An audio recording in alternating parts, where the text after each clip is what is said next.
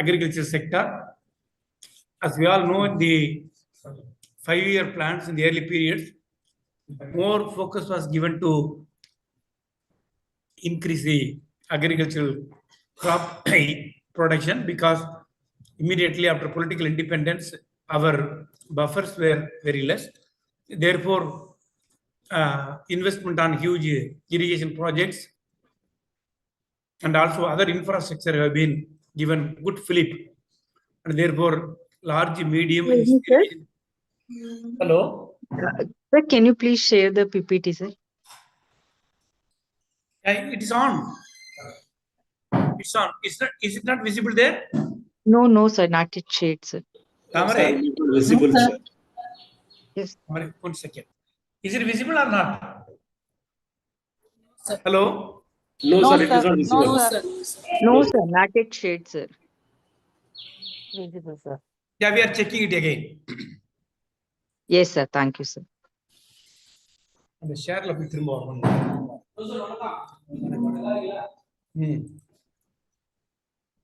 பேசுவோம்.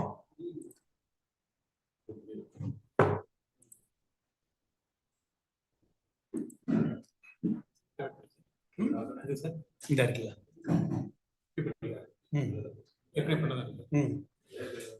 இல்ல புதுசா ஓபன் பண்ணுமா அத? புதுசா ஓபன் பண்ணா புதுசா வரலங்கறாங்க. இது மேல இருக்குல்ல.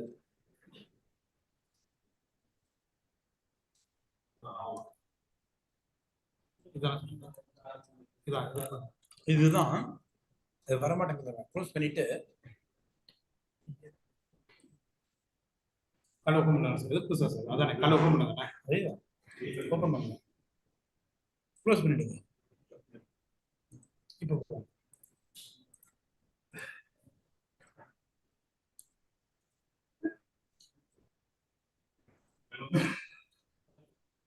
ஏது நீங்க போய் தான் இருக்கீங்க.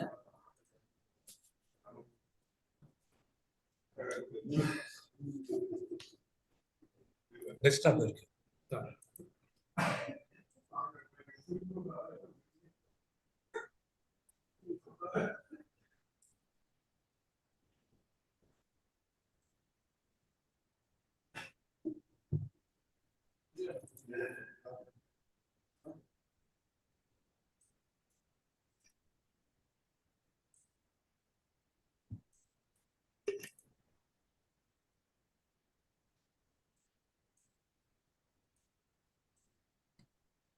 The mail.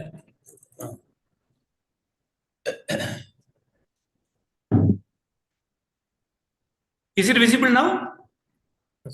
Yes, sir, it is visible now. Yes, sir. The first slide is there, sir. Yes, sir. Sorry? The first slide only is there. Yeah, we are going to. Okay, sir. மேல. அங்கே இருக்கு. இதை close பண்ணி.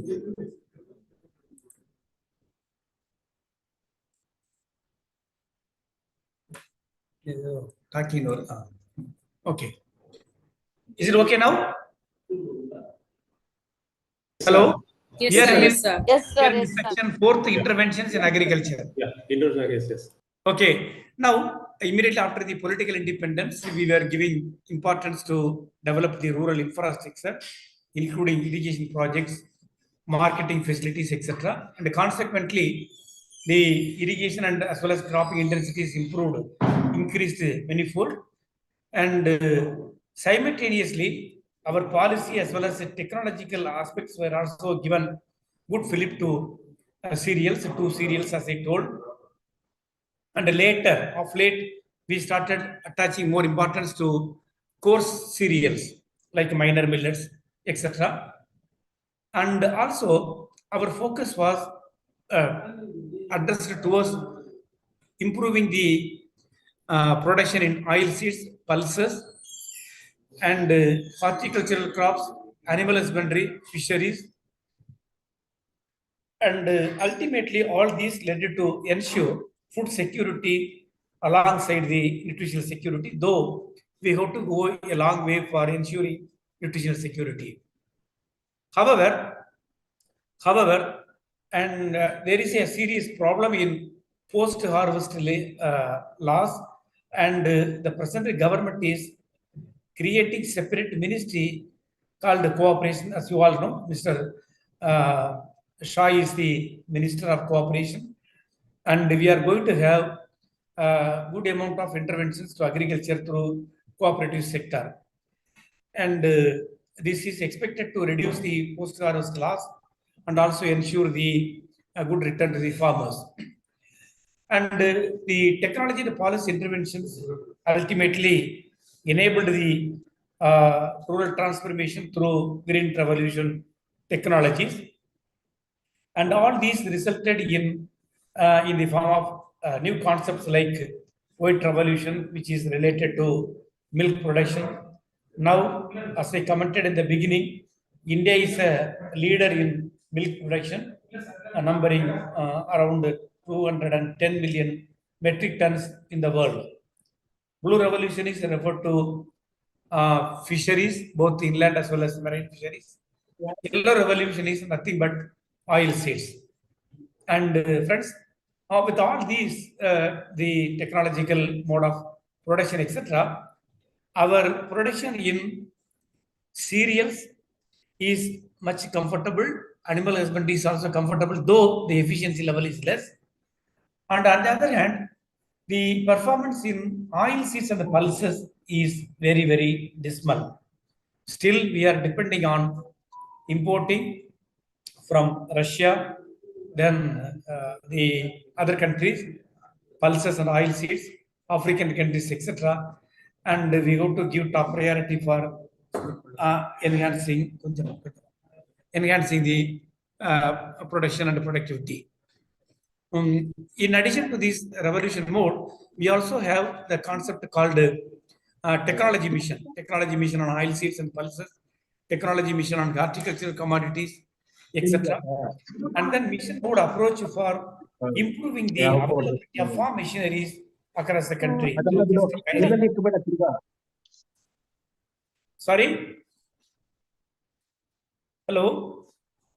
There was some interruption. Okay. Now, we have a good amount of research network through ICR research organizations, Indian Council of Agriculture Research Organizations. In addition to this, we have state universities and regional research stations. Besides, we have Krishi Vigyan Kendras in every district. We have around 650 Krishi Vigyan Kendras which do research, basic research, and also take the results to the farmers, what we call lab to land mode.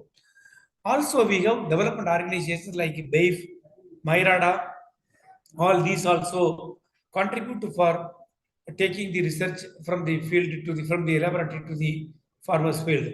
Alongside, we have policy interventions in the land reforms, bank nationalization, training and visit through the support of World Bank in two major states like Punjab and Tamil Nadu, and also the encouragement in cooperative farming through farmers producers companies, farmers producers organizations. Friends, from the state intervention of encouraging cooperatives in farming, the farmers producers companies, which comes as a kind of institutional intervention by the government of India through NABARD and also various state governments. And this model is picking up on a large scale across the country, where the value addition is the primary mantra to give remunerative return to the members of farmers producers companies. And then we have slogans like per drop, per crop. Now it is called per grain, per drop, per grain, etc. And also the present Prime Minister, sometimes in 2019, made a declaration in the Parliament that by 2022 the farmers' income will be doubled. I think this attracted the political agenda during that election, and despite the strong assurance given by the authorities, so far there is no evidence to support that the farmer's income has been doubled, even after passing 3 years of the deadline 2022. And it is the responsibility of researchers like us to unfold, is it due to technological backwardness or policy insensitivity in the agriculture sectors?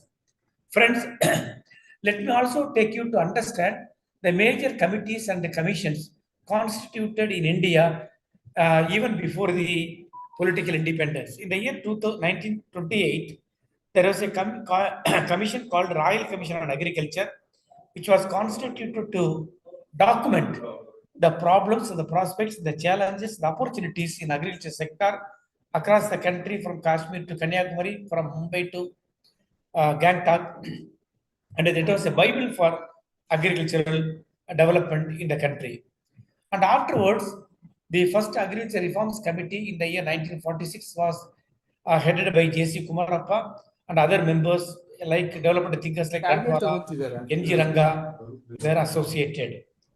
And in the year 1955, All India Rural Credit Survey was conducted across the country to estimate how the informal source of credit is affecting the farmers. That is the Bible for a credit delivery system in India. I think there is an argument that the bank nationalization emanated from this document. And also in the year 1976, the National Commission on Agriculture was constituted. It submitted its report in 17 volumes. 17 volumes. Each volume has its own uniqueness. And besides, we have 7 All India coordinated research projects.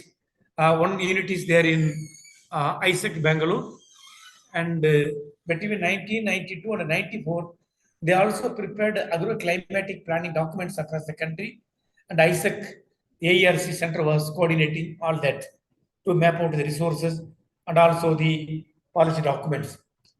And the Oike Alag Committee in the year 2002 gave the seed for setting up of farmers producers organizations, farmer producers companies to improve value addition intervention in the agriculture sector. And the 2004 National Commission for Farmers, headed by M.S. Swaminathan, submitted its report. One of the important and unique recommendations is that the farmers should be given 50% of the operational cost of what the Agriculture Price Commission is estimating by collecting data through cost accounting method in India. And all these resulted in increasing the aggregate production, though the sustainability question is still remain. And now, friends, remember the agriculture revolutions like dairy, then horticultural commodities, and then pulses, etc. There are number of individuals and also organizations responsible. And the slide take you to understand from 2000 up to 2017, from 1960, what we call gray revolution, and then all-round revolution, green revolution, white revolution. White revolution can be still categorized as Operation Flood 1 and Operation Flood 2. Red revolution related to meat production. Yellow revolution, as I told, oil seed production. Golden revolution is related to fruits and honey. Silver fiber revolution is related to cotton production. Pink revolution related to onion and prawn.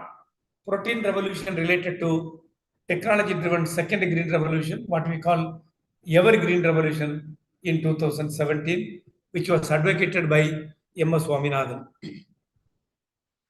Now, all these resulted in increasing the cropping and irrigation intensity across the country, resulted ultimately to increase the production and enhance the productivity, though not as expected as we have been bothering till now. And also all these resulted in ensuring food security through increased consumption and the farm income. Food security has been ensured.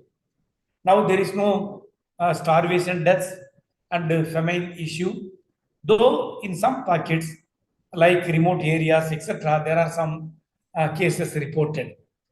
And however, ensuring nutritional security is the crucial task for the government, and many attempts have been made on this.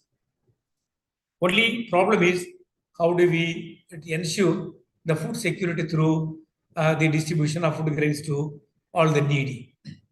Now, alongside, we also have the adverse impact of modern technology and technical interventions like waterlogging, salination, and desertifications. Friends, if we continuously cultivate the land without giving enough intervals, what happens is the excessive use of chemical inputs, intensive plowing becomes compacting the soil. As a result, waterlogging is taking place, salination is including, and ultimately such areas are becoming desert. This is what happening in the highly irrigated areas for longer period with intensive plowing. And consequently, this resulted in either declining or stagnating the productivity. And very worrisome result is this is happening in prosperous areas. I gave you a clue in the beginning. Punjab, Haryana, and Western UP are facing the challenges, and some of the command areas in Karnataka too, like Tungabhadra, Kattaprabha, Malaprabha, etc. We do have such problems where the agricultural cultivation has been abandoned. And the chemicalization of farming is yet another issue due to indiscriminate application of synthetic inputs like fertilizers, pesticides, and other growth hormones. The agriculture itself is contaminated with the pesticide residues. This issue was raised in 1962 itself by German chemist called Rachel Horser through her writings on Silent Spring. She wrote a book called Silent Spring, which brought out the side effects, the ill effects of chemical applications in agriculture. Friends, there are reports now which state that even breast milk became poison because of the pesticide residues entering into human through food chain. And therefore, chemicalization of farming should be rationalized and should be discouraged to apply for preventing the pesticide residue entering into human through sustainable farming practices. And then the groundwater depletion, pollution, degradation in soil fertility. All these are also reported not only in the dryland regions but also in highly fertile areas. Depletion in biodiversity, including flora and fauna, and also loss in germplasm. Friends, the excessive use of chemical inputs lead to loss in flora and fauna. There are reports which show that the what you call the honeybees, which are helping the pollinating grains, pollinating agricultural fields, etc., have been eroded. Therefore, artificial method of pollination is taking place in some pockets of India. Yet another serious issue.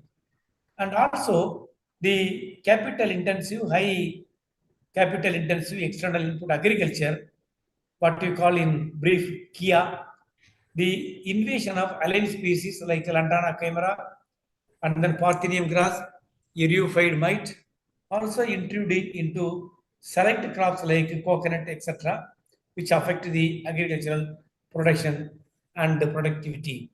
Therefore, there is a need for self-introspection on the application of new technology and also the techniques in agriculture so that agriculture can be sustained in the long run. And all these also resulted in paradoxical aspect of agriculture like income and employment, unfavorable terms of trade. Friends, if you take the fixation of price for agricultural commodities, only the government can do. But whereas for other consumer durables, other common consumption goods, consumer goods, the fixed price can be fixed by the manufacturer himself or herself. So what we call in economics, the terms of trade is unfavorable in agriculture as compared to industrial commodities.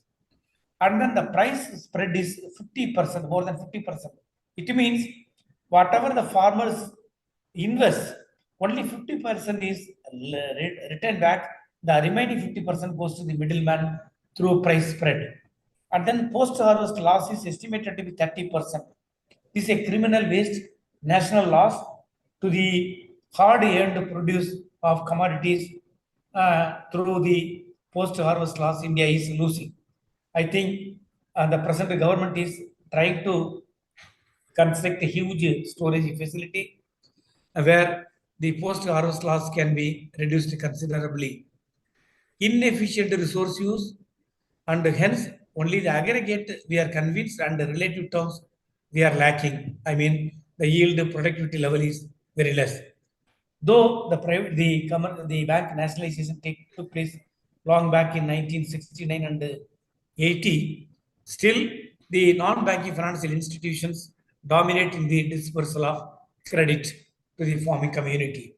Lack of rural infrastructure, including roads, storage facilities, erratic weather, and poor market intelligence, farming become untouchable enterprise in rural countryside. And then COVID-19, the pandemic also created havoc on its part, and therefore still agriculture sector is finding it difficult to recover back to normalcy.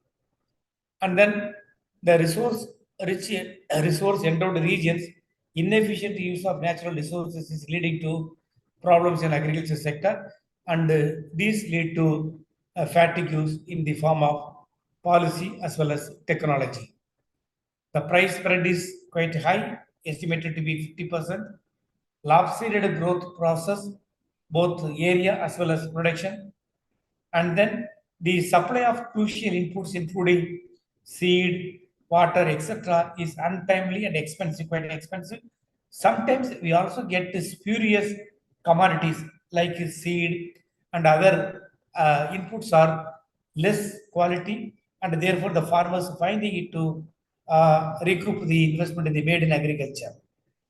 And therefore, our economic efficiency has to be ensured for promoting the farmers in line with taking up commercial cultivation. And ultimately, all these lead to go for sustainable ecological farming, what we call natural farming, organic farming, biodynamic farming, green farming. All those things are stated. A lot of literature is available on the viability, adaptability, feasibility of these farming structures in India.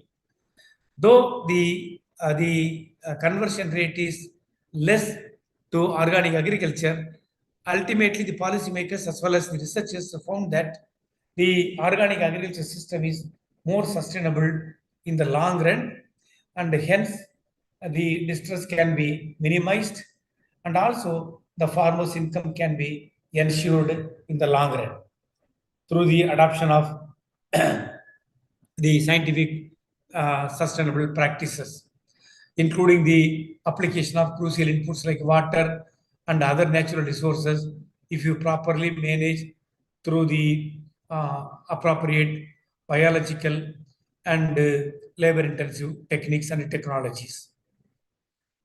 Now, the government of India, in addition to the 25,000 crores per annum announcement in the recent past, there is yet another major intervention by the Prime Minister, what we call PM Kisan incentive, by allocating 6,000 rupees per farmer, but through 3 installments, like 2,000 rupees per installment. This was introduced in the year 2019, and unfortunately, due to various reasons, like less number of the manpower in the agricultural departments, state departments, and also the vested interest, the fraudulent entry of beneficiaries took place, and a lot of real beneficiaries were left out from the incentive.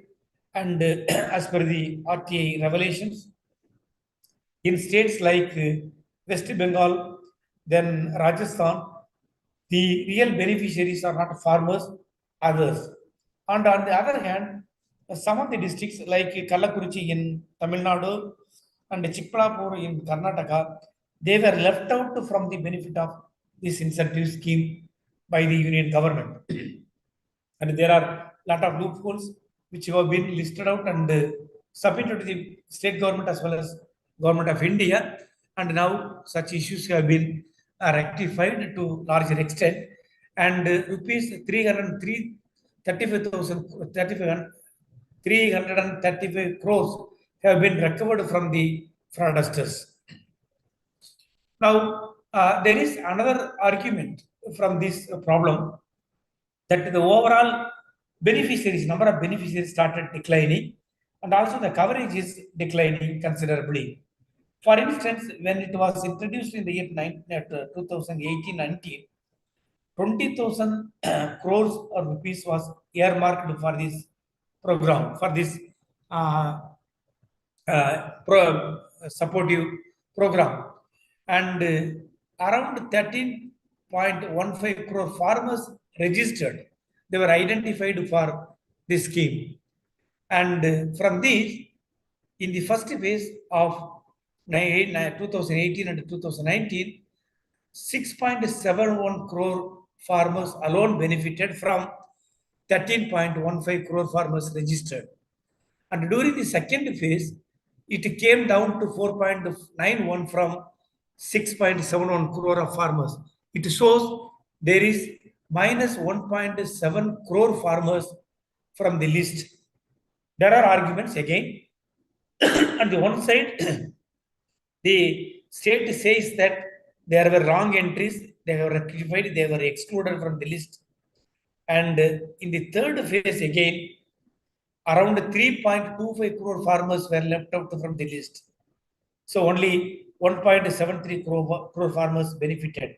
Friends, remember, on the third column, you find 13.15 crore farmers registered in the beginning, and during the third phase, only 1.73 crore farmers benefited from getting 2,000 rupees as incentive for the resource poor farmers through PM Kisan financial assistance. So it leads us to conclude that the number of beneficiaries steadily declined during the first phase, and the same thing was reported during the second phase, and up to recently there was a delay, and now we learned that the government of India released the 20th phase. 10th, 18th phase was over, 20th phase was also over a couple of months ago. However, the number of beneficiaries started steadily declining. As you could see from the second column, the allocation also increased considerably, but the real beneficiaries started declining. Now, the statistical evidence from the union government shows very clearly only 10% of the income comes from agriculture sector to total GDP. And on the other, we have 45% of the people relying on agriculture. And 300 million tons of food grains with 310 million tons of horticultural commodities emanate from agriculture sector, and 15 million tons of oil seeds and 17 million tons of pulses are produced in India. Only these two segments are draining our resources because huge amount of oil is imported from other countries, including palm oil from Indonesia, Malaysia, Taiwan, etc. And the pulses from South Africa to ensure the nutritional security. And as I told a few minutes back, India is #1 country in terms of producing total milk in the world. We are producing roughly 200 million tons of milk, and 65% of inland fish and 35% of marine fish. Friends, we have potential to enhance the marine fish production because we have long coastline from West Bengal to Gujarat, and therefore still our marine fish production has to be enhanced. And there are interventions like captive breeding and all, and we are expecting good return, good result from such initiative. India is one of the richest biodiversity richest world country in the world, because as you all know, the Western Ghats is the one of the 7 rich biodiversity hotspots in the world. And right now we have 70 million tons of food grains as buffer stock. Even if you are not producing food grains for about 6 months, whatever the stock we have with both the central pool as well as states pool, amounting to 70 million tons of food grains, is enough to feed our population for about 6 months continuously without any interruptions. And India is having the largest network of research and development organizations in agriculture, science, and technology, but unfortunately, the potential has not been tapped yet. And the dismal picture in terms of land irrigation is only 50% of the total cultivable land is irrigated. The remaining is dry land system is practiced. Karnataka is one of the states where the dry land system is practiced, where nutri-rich crops like jowar, bajra, ragi are cultivated on a large scale. And with this background, the National Program on Organic Agriculture, Organic Farming, with rupees 400 crores as corpus fund was initiated, and the corpus has been increasing year by year. And at this moment, I would like to tell only one state, the Sikkim, has become 100% organic a couple of years ago. Some of the progressive states like Jharkhand, Chhattisgarh, all these northeastern and the hilly states are poised to encourage the sustainable organic farming as state policy. Southern states, particularly Karnataka, has taken lead in converting the conventional agriculture system to organic system through sustainable farm practices by allocating 100 acres in each district and also assigning the non-governmental organizations to go in a big way. I think other states, potential states like Andhra Pradesh and Tamil Nadu, they are following the suit of Karnataka, but still southern states have to give importance for converting their farmland from conventional practices to sustainable farming practices. And we have confronting issues like malnutrition and anemia. Though we are number 1 in major food grain producers and also milk production and horticultural commodities production, etc., still a large amount of children, the below 5-year segment, is suffered from malnutrition and also anemia. Not only malnutrition, but also undernutrition is a serious issue. This is due to problems like low consumption of dairy-based nutri commodities and distress sale and dumping of farm products, decline in farm income to agriculturists, and also not only the farm workers, agricultural laborers, but also agriculturists are migrating to urban areas on a large scale. As we could see from the government's estimate, 42% of the farmers, irrespective of their farm size, wanted to migrate and settle down in urban areas with the poor infrastructure facilities available there.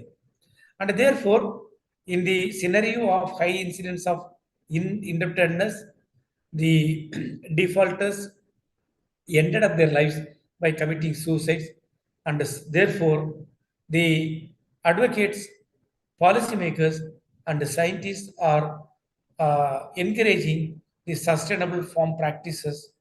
Therefore, the principles like high external input agriculture, HIA, low external input and sustainable agriculture, sustainable agriculture, and sustainable agriculture development came into the as technical jargons in the area of sustainable agriculture development and also the policy circles.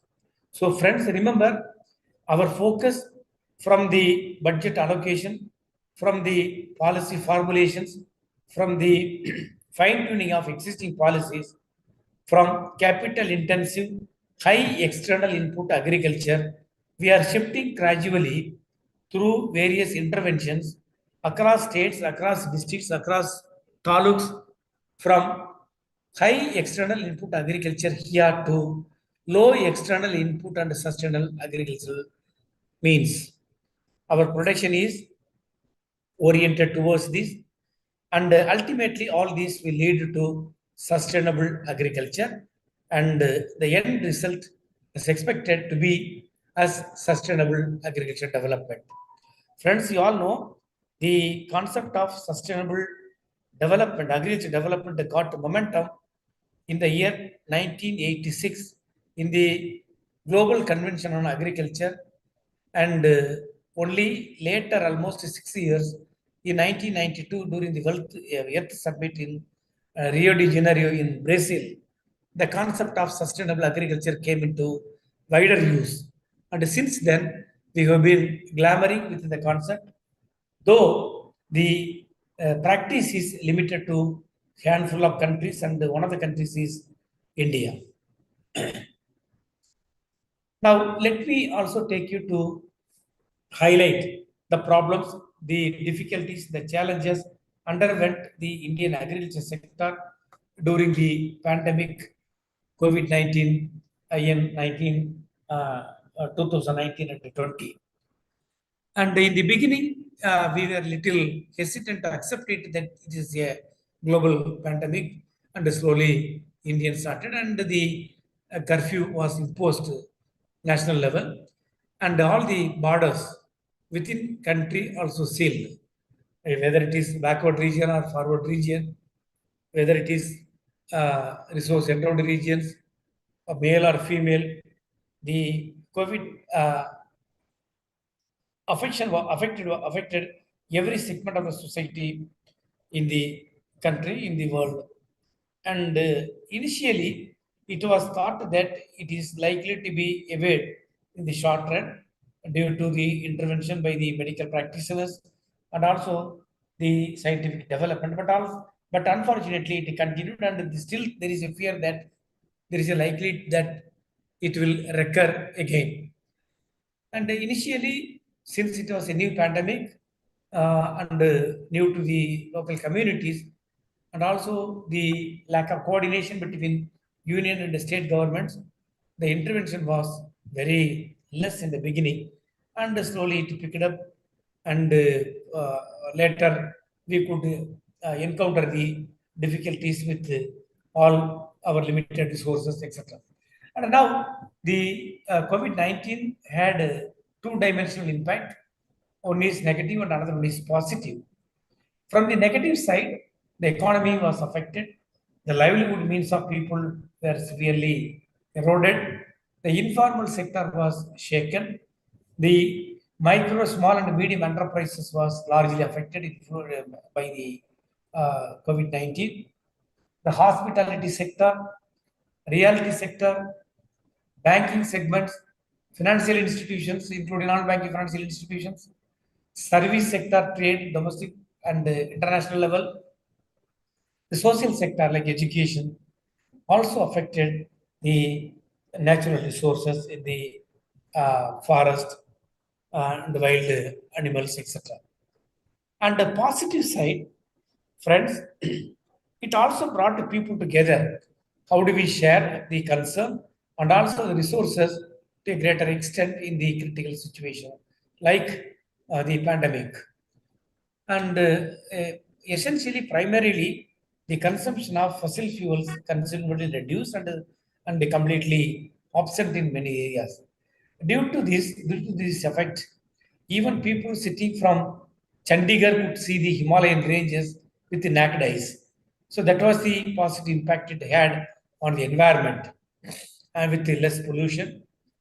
And then there is a belief, there was an evidence to say that the common mortality rate considerably reduced. Normal death became rare in those days We don't know the reason, and perhaps the common people started getting resistance to pandemic or not, the common mortality rate declined considerably and strengthened the social institutions. As I said, the people became closer to their heart by forgetting the differences so that the hard times can be overthrown. And in terms of the impact on agriculture, we could see the chain has been disrupted. Supply chain in the sense both for input as well as output. The input market has been completely locked down, you all know, like labor, machineries, chemicals, seeds, and the market yards have also been closed completely. And therefore, there was no chance for getting inputs for agriculture, and also to dispose their produced commodities, there was no market space. And therefore, both from the domain of input as well as output, there was a complete supply chain disruption and it was affected.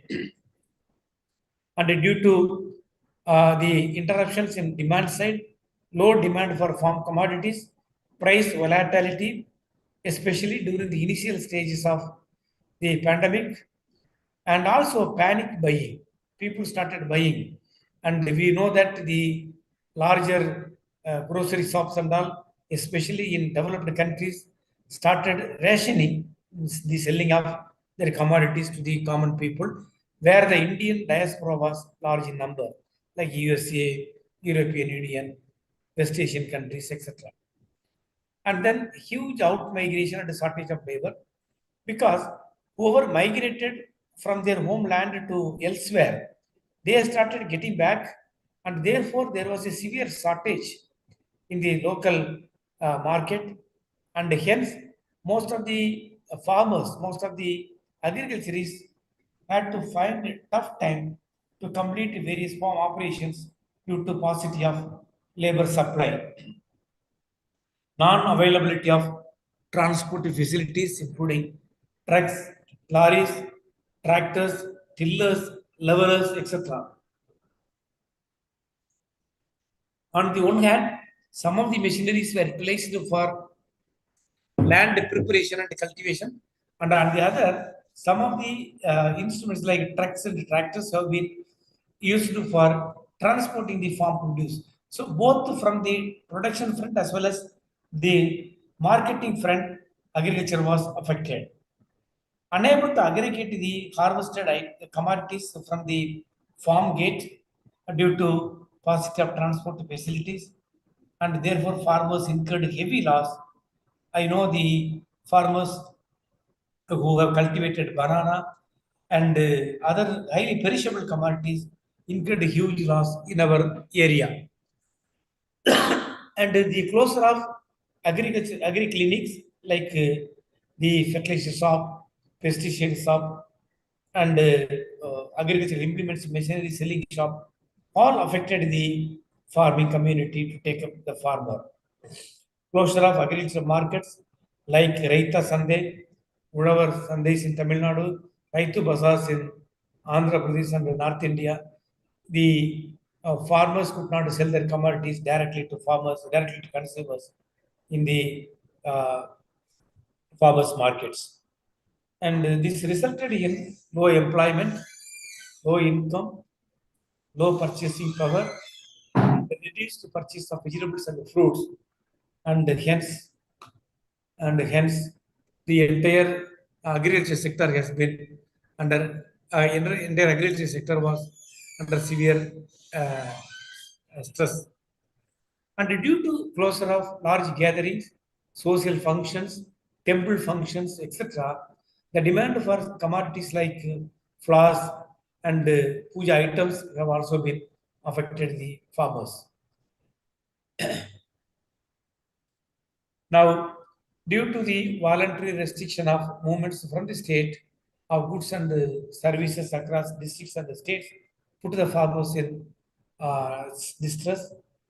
The highly perishable commodities like floricultures, horticulture commodities like fruits, and then palmyra resulted in huge amount of loss to the farmers.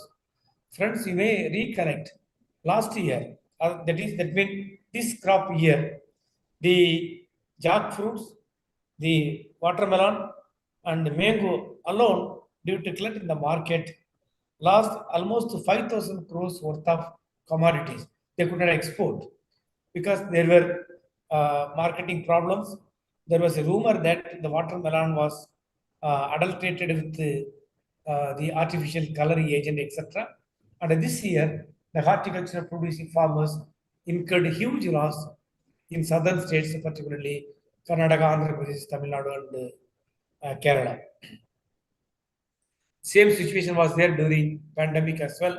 And in Tamil Nadu, the horticulture growing districts like Tenkasi, Krishnagiri, Dindigul, Kadalur, and Pudukkottai districts, the farmers were in severe stress.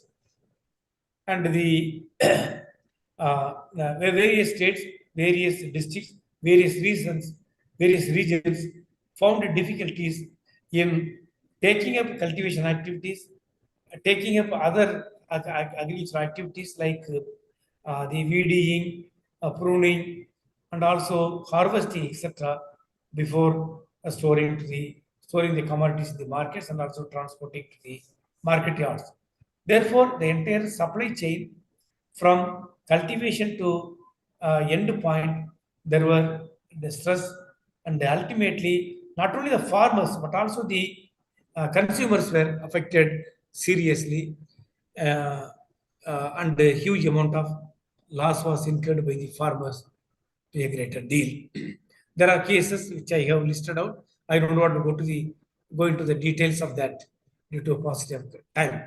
Only one point I would like to mention here. There are 4 segments, like the most of the commodities are out of the market because the commodities could not reach the market. I think this is the picture which appeared in the Hindu newspaper during the pandemic time, and 4 negative impact were noticed. The second problem was the shortfall in the arrival of vegetables in major markets like the Chennai market and then Hosur vegetable markets. The vegetables could not arrive there, and therefore the shortfall was there. Consequently, the consumers, the common people, started reducing their consumption due to non-availability of crucial commodities, including vegetables, fruits, etc. Poor support, and state in the entire state became standstill, and therefore they were unable to support with the extra financial support or technical support to the farmers, including procurement, etc. And only the farmers themselves, they took care of their fate, and they managed to market their commodities, because normally the food grains used to be procured by the central agencies like Food Corporation of India through various state machineries, through direct purchase mechanism, etc., and which was not possible at the time due to the complete blockade of movement of goods and services.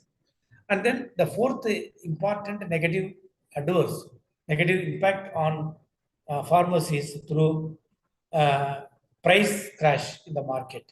You can see the graph how the price declined over the period from January to May 18 for certain selected commodities. So, from the 4 domains, market access, and also the lack of transport arrival, and poor support from the institution, from the state, and the price deceleration, the agriculture sector was severely affected, and hence the government of India had to intervene through various mechanisms like the allocation to various programs, which I have listed out here under 10 heads, like a PM Kisan Yojana, which we had seen just earlier, and then agriculture infrastructure fund for farm gate infrastructure for farmers worth of 1 lakh Indian rupees, 1 lakh crore Indian rupees, and then formalization of micro food enterprises, what popularly called as MFE, and some of the states followed the suit. Now they started calling it as food processing zones. Tamil Nadu started introducing it food processing zone. I think some of the progressive states are at it.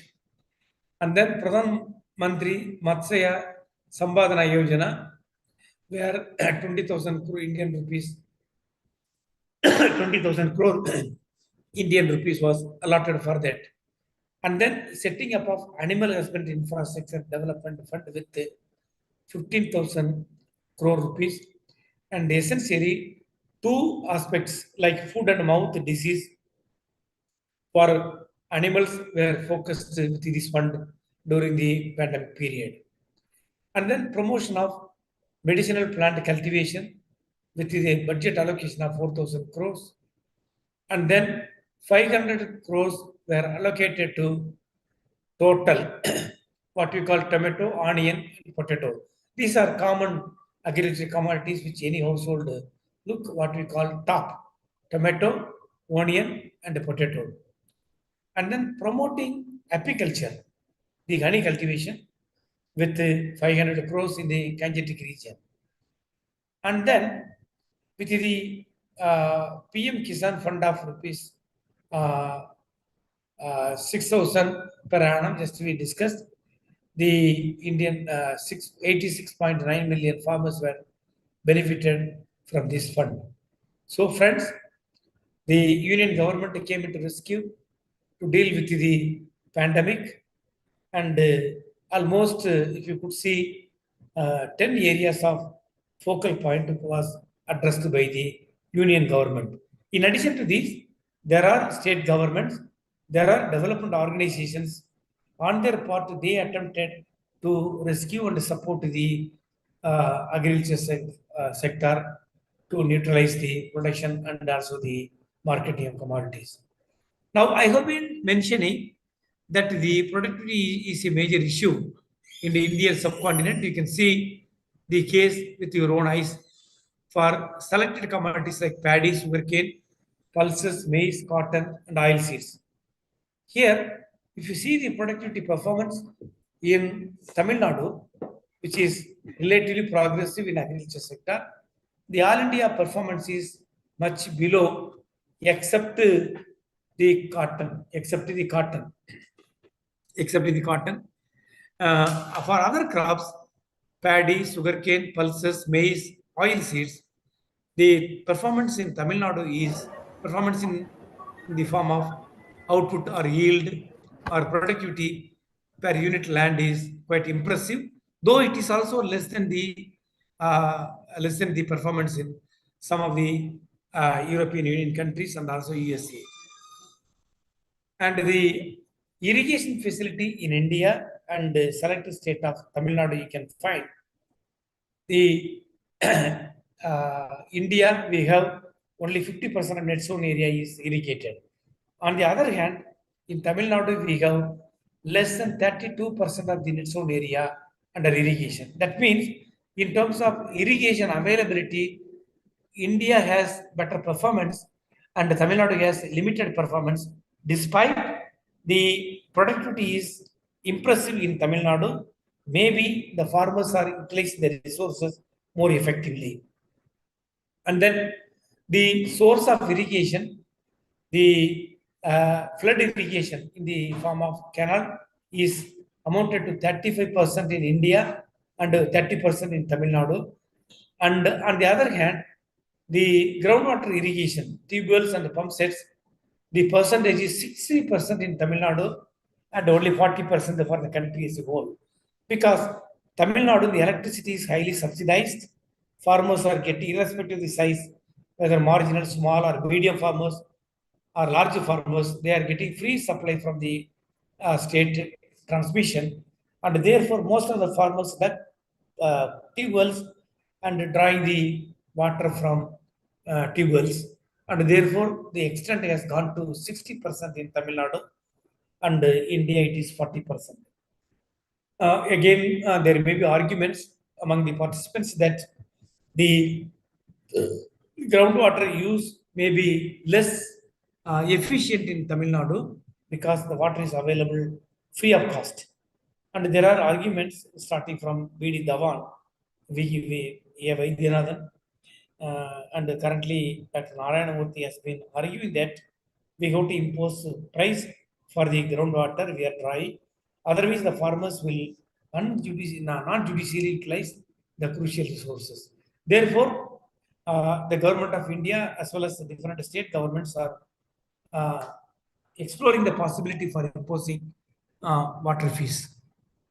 And some of the initiatives like Kudimaramat scheme in Tamil Nadu, and then linking of canal water, different rivers, nalas, so that the surplus water during rainy season can be utilized or called sustainable irrigation practices in India.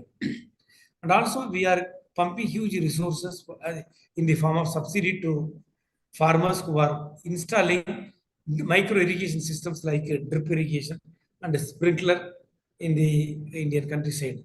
I was told by the state agriculture department that whoever the small farmers going for drip irrigation and also sprinkler irrigation get 100% subsidy and 75% for remaining farmers. Several farmers are installing the system so that the crucial natural resource, water, is utilized judiciously so that the sustainable agriculture can be promoted in the Indian countryside. And we have the share of allied sectors to agriculture. You take fisheries in terms of percentage, Tamil Nadu stands considerable share ranging from 10 to 12% of India's total fish production. This is because Tamil Nadu has better infrastructure facilities for producing both marine fish as well as the inland fish through government interventions. And though the percentage share is 10 to 12%, Tamil Nadu exports 15 to 20% of seafood exports in India. The dairy product, Tamil Nadu produces 7 to 10% of total country's milk of 200 million tons in India. And also, a modest quantity of milk product is exported to other parts of the world besides domestic consumption. And then, with regard to crop production, in Tamil Nadu produces 7 to 8% of the country's aggregate production, one of the leading states in terms of grains production. And the major commodities, horticultural commodities exported are banana, mango, grapes. These three commodities are produced in selected clusters within Tamil Nadu, and they are exported on a large scale large scale to overseas.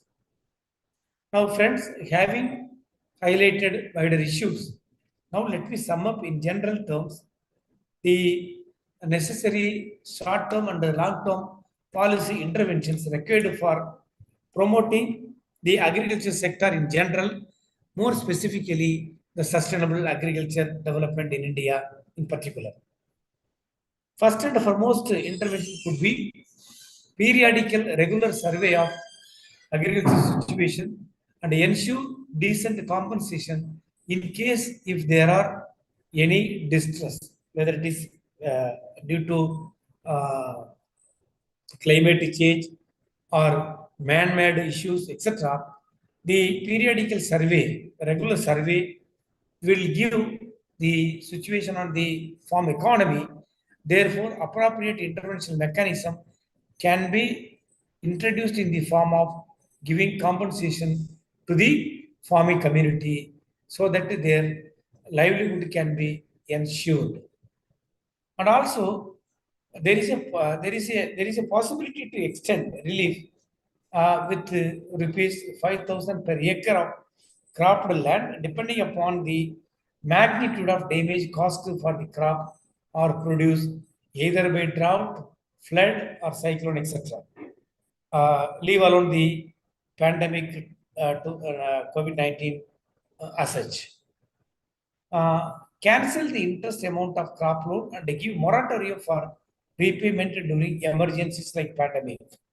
I think during our surveys in rural areas, particularly the farmers, they don't want any free support from the government. What they want is the remunerative price for their products. It should be remunerated to them. That is all they want. They don't want either free power or they don't want a free, what you call, material supply from the market.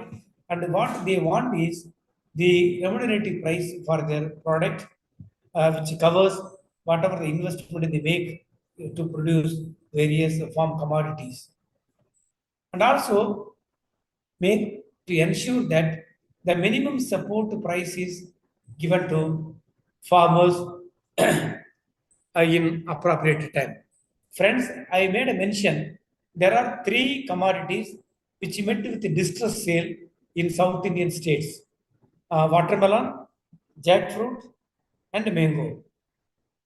For our surprise, only mango growers in Andhra Pradesh and Tamil and Karnataka got some support, and Tamil Nadu has been completely left to the mercy. And watermelon and jackfruit growers also left to the mercy, and only the mango growers in Andhra Pradesh and Karnataka benefited from the intervention of union government to directly procure mangoes from the farmers, for the growers. So, what to prevent them to support other state farmers, even for other commodity growers, so that the comprehensive minimum support would safeguard and protect the farmers from the distress sale and also glut in the market.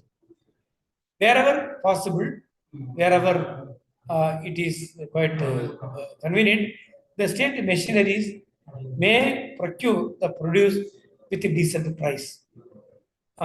Just now I made a mention.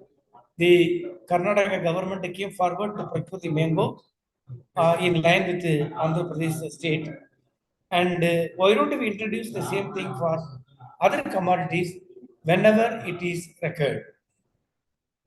And another intervention could be the cooperative mode of intervention involving joint liability groups, self-help groups, the farmers producers companies through e-links to ensure from the farm gate to dining table. It means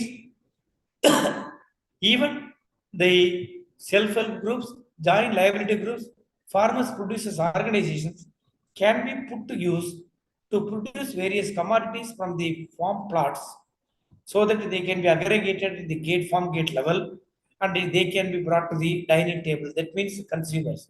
So all these institutional interventions can be bridging the gap between producer and consumer through supply chain interventions. I think some of these models were more effective, those scattered on the limited scale during pandemic in India. There are cases. I think we can pick up the successful cases, and it can be introduced in relevant areas, in relevant for relevant commodities across the country. And then greater emphasis on post-harvest technological development is order of the day. I think recently, as I told in the beginning of my introduction, the government of India has introduced 25,000 crores worth of policy for every year up to 6 years. And I think post-harvest technological development is going to get topmost priority, starting from installing huge storage facility, the processing, and also grading of various commodities, not only for domestic consumption but also for export. We need to concentrate so that our Indian product is sold as hot cake in the global market. Encourage the integrated farm management so that the sustainable agriculture practice can be ensured to ultimately lead the farming sector as sustainable in the long run. So these are the short-term measures one can think of introducing to the farmers in general and sustainable farming in the long run. The long run measures, long run interventions could be build better infrastructure facilities to store more perishable commodities at the cluster levels. Suppose if X cluster is very good for producing quality flowers like Bangalore, Hosur, you can construct huge storage facilities, and such facilities can also be utilized for storing other commodities by using out of the state infrastructure development in the country, so that the store perishable commodities or agricultural commodities can be stored for longer time. Not only this will fetch more price in the market, but also the farmers will be adequately compensated. I think our government has been advocating the Atmanirbhar Bharat project, etc. I think through which, and also through the Make in India mechanisms, interventions, this can be achieved to a greater scale in India. Ensure hassle-free formal credit facilities to all eligible farmers.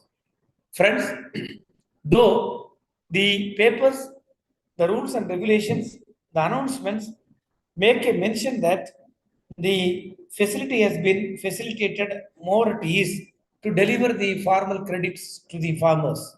But in reality, the transaction cost for getting farmer loan is huge. If X farmer is engaged in crop cultivation, he cannot leave the operations unattended and come to bank and other formal sources in search of credit facility.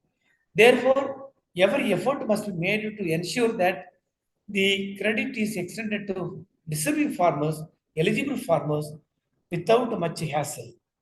This is the demand, this is the request made, quite often made by farmers to appropriate authorities more often. Streamline crop insurance process. I would make a mention here. Yesterday, I read a news clipping in Kaveri Delta region of Tamil Nadu. The crop insurance coverage, the premium payment, the number of farmers insuring their crop has been steadily declining. The main reason is most of the times the claim is rejected by the insurance companies. As you all know, due to open market economic principles, most of the private insurance companies operate and they are looking for lucrative areas and also profit as their main motto and main objective. Therefore, the crop loss is not seriously considered by them, and therefore, most of the times they manipulate the records, and the farmers, large quantity of farmers are left out from the claims. Therefore, for the past 5 years, in Kaveri Delta region, the number of farmers covered under crop insurance, the premium paid, and also area covered has been steadily declining to, I think, this year it is just 20% during Kharif season in the Delta. Therefore, the government has to intervene wherever possible, wherever needed, wherever required, that the operation of crop insurance is in order, so that this should be farmer friendly. And then promote resource conserving and saving techniques like micro irrigation.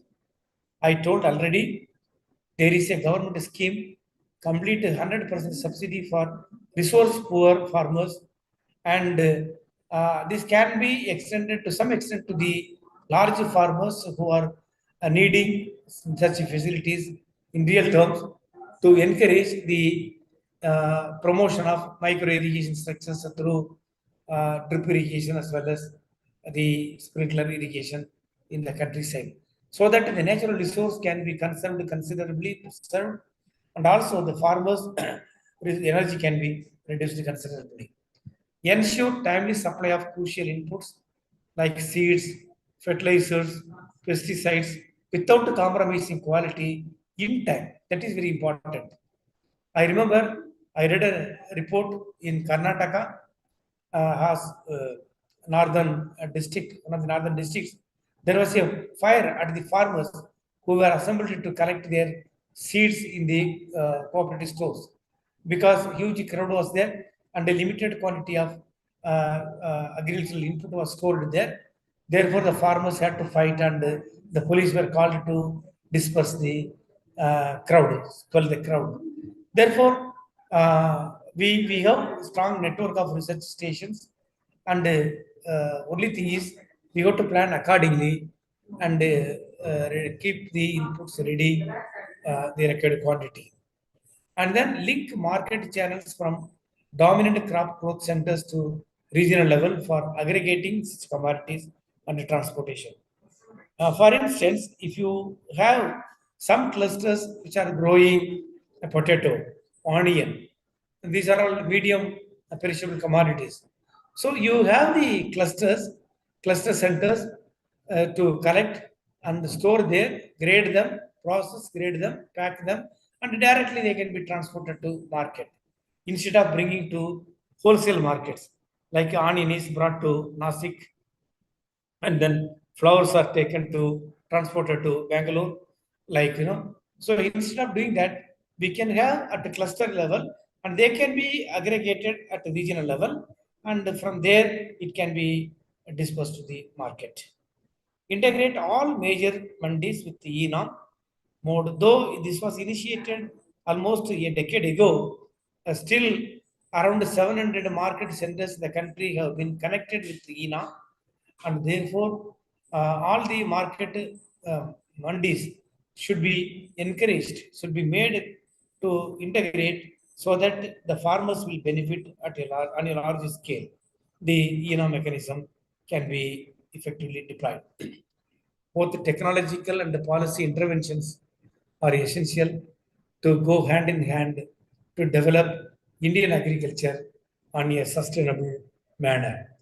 So with this, I just conclude my presentation, and we can have some discussion for about 10 to 15 minutes before winding the session. This is a picture which was taken in some of the locations in Tamil Nadu last year, where the watermelon was left unattended in the farm itself. So these are the materials I referred to for preparing this PowerPoint.